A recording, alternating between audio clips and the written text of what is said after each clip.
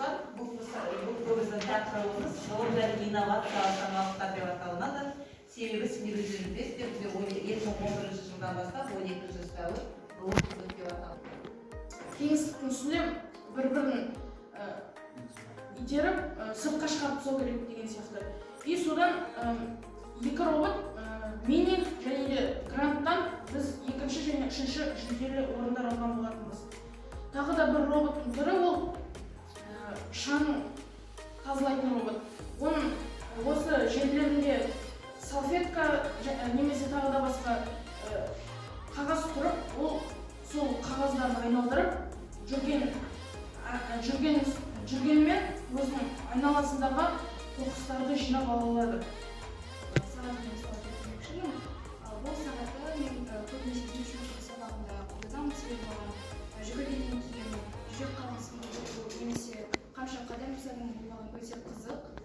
Содан кейін бұл сағаттың тек қана қазір жаңа модельдері шыққан.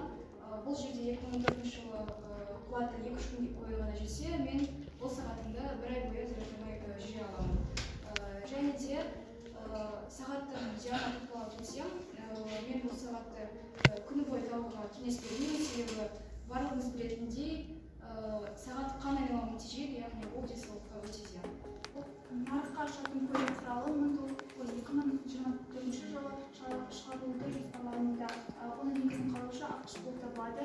Әуе көлігінің жылдамдығы сағатына 200 шақырымға жетеді, ал бір зарядта ол 3 шақырымға дейін қашықтықты еңсере алады.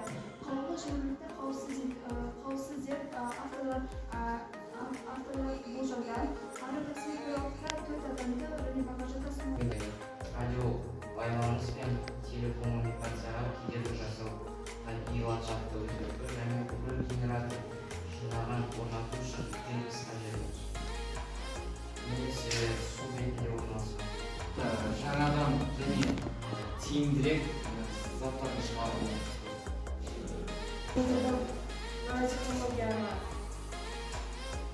Nanotехнология ол жалпы олардың сыртында, яғни бір затты алайық, мысалы, олардың сыртында антипроницаемость, егер орысша айтқанда болады. Және